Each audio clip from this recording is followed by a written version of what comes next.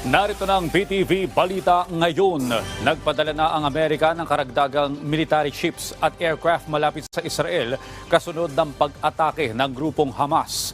Itong kinumpirma ni US Defense Secretary Lloyd Austin bilang suporta ng gobyerno ng Amerika sa Israel. Kabilang sa idineploy ng US ang ilang US fighter jets, missile-guided cruiser at destroyer sa Eastern Mediterranean.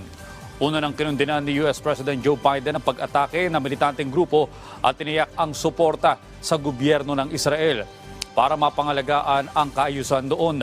Mababatid na nitong weekend, surpresang inatake ng Hamas ang Israel bilang ganti umano sa mga nasawing Palestinian sa West Bank ng Gaza at Gaza Strip.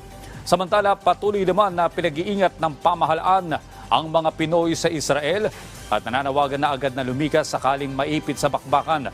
Ayon naman kay DFA Undersecretary Eduardo De Vega, may 8 Pilipinong caregivers na ang na-rescue sa Gaza Strip sa kasalukuyan.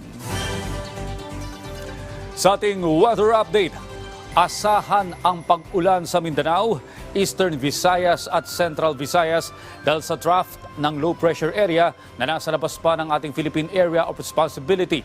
Ang LPA ay namataan ng pag-asa sa layong 1,000 kilometro sa silangan ng Visayas.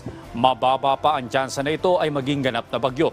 Inaasahan namang ito'y papasok ng PAR bukas araw ng Martes. Ang Metro Manila at nalalabing bahagi ng bansa ay may parteng maulap hanggang sa maulap na papawirin na may pag-ulan, pagkidlat at pagkulog dahil sa trough ng LPA at localized thunderstorm. At yan ang mga balita sa oras na ito. Para sa iba pang update, i-follow nila kami sa Facebook at Twitter sa @PTVPH. Ako po si Audrey Goriseta. Magandang umaga.